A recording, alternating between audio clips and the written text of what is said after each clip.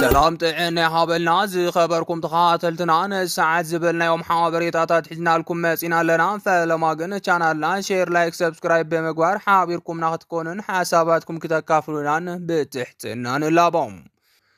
ناب تግራይ ዝጓዓዛ ዝነበራ ሸቐጣ ዓና ብዙሕ ቁጥሪ ዘለወን መኻይን ናብ ክልል ዓፋር ካብ ዝዕገታ ሶምን ሓሊፈን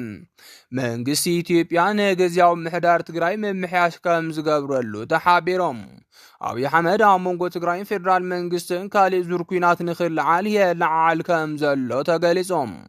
ዝብሉን ካልኦትን ኣለውና ሕጂ ድማ ናብ ዝርዝሮም መንግስት ፌደራል ኣብ ትግራይ ብዝኽተሎ ዘሎ መንግስታዊ መዋቕር ከም ዝተጣዓሰ ተገሊጾም ድሕሪ ውዕሊ ፕሪቶርያ ኣብ ትግራይ ግዚያዊ መንግስቲ ዝበሃል ማሕበር መንግስቲ ከም ዝተመስረተ ዝፍለጥ እዮም እቲ ብብዙሓት ተፅዕኖታት ተገዲዱ ውዕሊ ፕሪቶርያ ዝፈረመ መንግስቲ አብይ አሕመድ እቲ ውዕሊ እንትፈርም እውን ካልእ ፖለቲካዊ ሴራ ኣማራፂ ብምሓዝ ከም ዝኾነ ተንተንቲ ፖለቲካ ይገልጾም ምክንያቱ ድማ ነቲ ኣብ ዓውደ ውግእ ዘይሰዓሮ ፖለቲካ ትግራይ ድሕሪ ውዕሊ ሰላም ፕሪቶርያ መራሕቲ ትግራይ ነንባዕሎም ክባልዑ ክገብሮም የዝብል ካልእ ትልሚ ብምሓዝ ከም ዝነበረ ምሁራት ይገልጾም ነስዒቡ ድማ መንግስቲ ፌደራል ባዕሎም ንባዕሎም ምብላዕ ዝብል ስትራቴጂ ካብ ጽባሕ ምኽታም ውዕሊ ፕሪቶርያ ጀሚሩ ተግባራዊ ክገብሮ ከም ዝተረኣየ ተዓዘብቲ ይገልጾም እዚ እኩይ ተግባሩ ንምስኻዕ ድማ ካብ ግዜ ምምስራት ግዚያዊ ምሕዳር ትግራይ ሃይሉ ከም ዝጀመሮ ይንገረሎም በዚ ምክንያት ድማ እዚ ሕጂ ንሪኦ ዘለና ኣብ ትግራይ ዘሎ ጫፍ ዝበፅሐ ፖለቲካዊ ምጥልላፍ ክነግስ ገይሮም ይኹን እምበር መንግስት ፌደራል በዚ ሕጂ ኣብ ትግራይ ዘሎ ፖለቲካ ወጥሪ ከም ዘይዓገበን ዕላምኡ ድማ ካብ ዝንላዓለ ምንባሩን ተሓቢሩሎም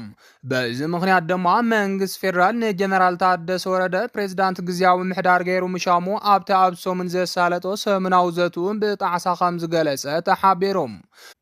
ምክንያቱ ድማ እቲ ሓደ ጀነራል ታደሰ ወረደ ፕሬዝዳንት ግዚያዊ ምሕዳር ትግራይ ኮይኑ ብአብይ አሕመድ እንትሽየም ከተግብሮም የኽብል ዝተስማዓምዐሎም ወሰንቲ ነጥብታት ብፍላይ ድማ ምቁራፅ ርክብ ሕወሓትን ሻዕብያን ከምኡውን ምቁራፅ ምዕራይ ማህተምን ብዘይምፍፃሙን እንትኾን እቲ ካልኣይ ድማ ጀነራል ታደሰ ወረደ ካብቲ ብዶክተር ደብረጽዮን ዝምራሕ ጉጅለ ሕወሓት ዝተፈለየ ቅዋም የብሉን ክብል መንግስቲ ፌደራል ከም ዝገምገመ ተሓቢሮም ስለዚ ድማ ሕወሓት መሲልካ ሕወሓት ምፍራስ ዝብል ዝተለሞ ስትራቴጂ ንምስኻዕ ሜላታት ክለሳ ክገበር ኣንፈት ኣቐሚጦም ብዝተኸኣለ መጠን ድማ ናብ ኩናት ዘምርሕ ጎንፂ ንዘይምግባር ከም ዝወሰነን እቲ ኣብ ትግራይ ዝጀመረ ውሽጣዊ ጎንፂ ኣብ ውሽጢ ንኽውዳእ ናብ ዝኽልል ሓይሊ ካብ ምእታው ንግዚኡ ከም ዝዕቀብ ድማ ወሲኑሎም ይኹን እምበር ጎንፂ ትግራይ እንተተጋዲዱን ንረብሓ ፌደራል ይውዕል ተባሂሉ ኣብ ዝተኣመነሉን ግና ኩነታትን ግዜ መሪፁ ሕጊ ንምኽባር ከም ዝኣቱ የእንፊትሎም ከምኡውን ኣብ ክንዲ ጀነራል ታደሰ ወረደ ድማ ዶክተር አብርሃም በላይን ዶክተር አረጋው በርሀን ብልጽግና ፓርቲ ኮይኖም ትግራይ ብፈረቓ ከመሓድሩ ዝቐረበ ፕሮፖዛል ሕርያ ክጽንዓን ክናወሓን ዝተወሰነ እንትኾን ኣብቲ ልዕሊ 50 ሚኢታዊ ሕወሓት ዝወከሎ ፕሬዝዳንት ንምጽዳቕ ክመጽእ ዝኽእል ሕቶ ብመጽናዕቲ ክምለስ ኣንፈት ኣቐሚጡሎም ከም ኣገላልጻ እቶም ተንተንቲ ድማ መንግስቲ ፌደራል ኣብ መንጎ ሕወሓትን ተቃዋማይ ሕወሓት ዝኾነ ህዝብን ተወሰኽቲ ኣጀንዳታት ብምሃብ ካብ ናብ ተኽሲ ዘምርሕ ነገር ናይ ምዕቃብ ድልየት ከም ዘርአየ የመላኽቱም ሕወሓት ብወገኑ ድማ ንቅዋም ኣመራርሓ ሰራዊት መሰረት ገይሩም ኣብ ዝቕፅሉ ሰሙናት ኣብ ዞባ ደቡብ ትግራይ ዘሎ ኣመራርሓ ንምቁፅፃርን ንምትካእን ከም ዝወሰነ እንዳተገለጸ ይርከብ እዚ ድማ ቅድሚያ ኣብ ሚድያን ኣብ ሓይልታት ፀጥታን ምስ ፀላኢ ይርክብ ኣለዎም እዩ ዝተባህሉ ብናይ ባዕሉ ሰባት ብምትካእ ምትዕራይ ከም ዝገብር ምንጭታትና ሓቢሮም ናብ ትግራይ ዝጓዓዛ ዝነበራ ሸቐጣ ፃዕና ብዙሕ ቁጥሪ ዘለወን መኻይን ኣብ ክልል ዓፋር ካብ ዝዕገታ ሶምን ሓሊፍዎን እተን ካብ ዝተፈላለዩ ከባቢታት ኢትዮጵያን ጅቡቲን ዝመፃ ናይ ጽዕነት መኻይን ገሊአን ምስ ተሰሓብተን ኣብ ክልተ ሰለስተ ኺላሃት ዓፋርን ኣምሓራ ክልል ወልድያን ተዓጊተን ዝርከባ ኮይነን እቲ ስጉምቲ ኣብ ልዕሊ ህዝብን ማሕበረሰብ ነጋዶን ዓብዪ ሻቁሎት ፈጢሩ ከም ዝርከብ ተገሊጾም ኣብዚ ሕጂ እዋን ኣብ ከባቢ ሰርዶ ሜዳ ዝበሃል ናብ ትግራይን ወልድያን መገንፀሊ ዝርከብ ኬላ ምስ መኪኑ ተዓፂ ዝርከብ ገናሒ መኪናም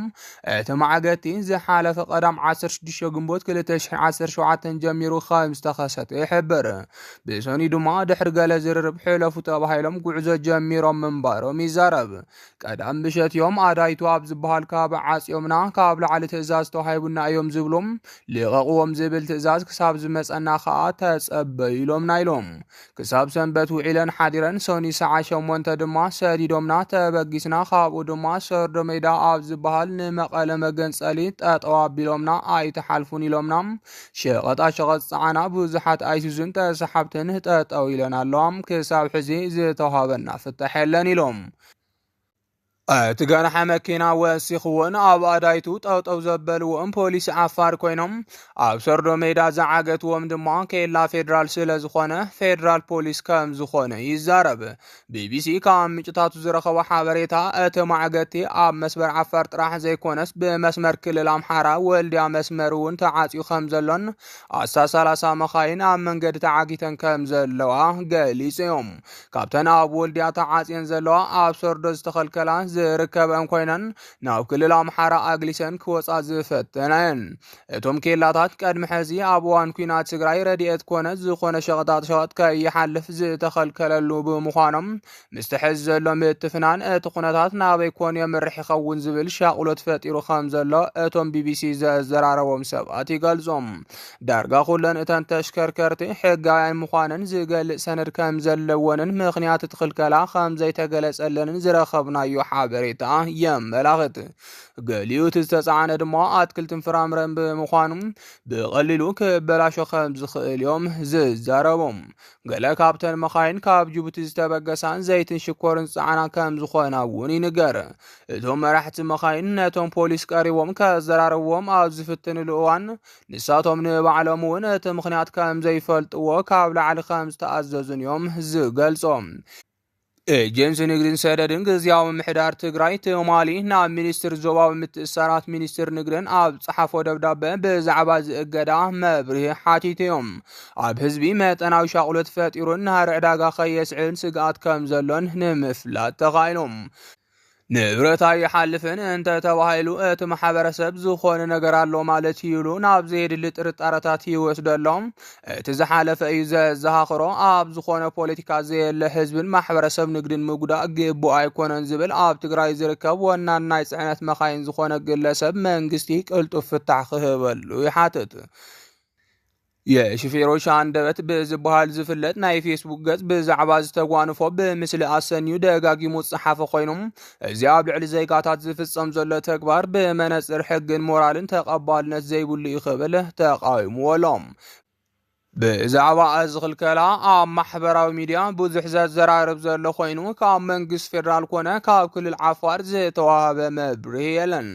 ኣብ እዋን ኩናት ትግራይ ክልላት ዓፋርን ኣምሓራን ሓይልታት ጸጥታን ምስ ሰራዊት ፌደራል ዘሰለፋ ኮይነን እቲ ኩናት ናብተን ክልላት ምስ ኣተወ ድማ በቲ ኩነታት ብሰፊሕ ከም ዝተጸለዋ ጸብጻባት ይሕብሮም። ዝኸበርኩም ተኸታተልትና ነዚ ሰዓት ዝበልናዮም ሓበሬታታት ነዚኦም ይመስሉ ነይሮም። ንምክትታልኩም ካብ ልቢ ነመስግን።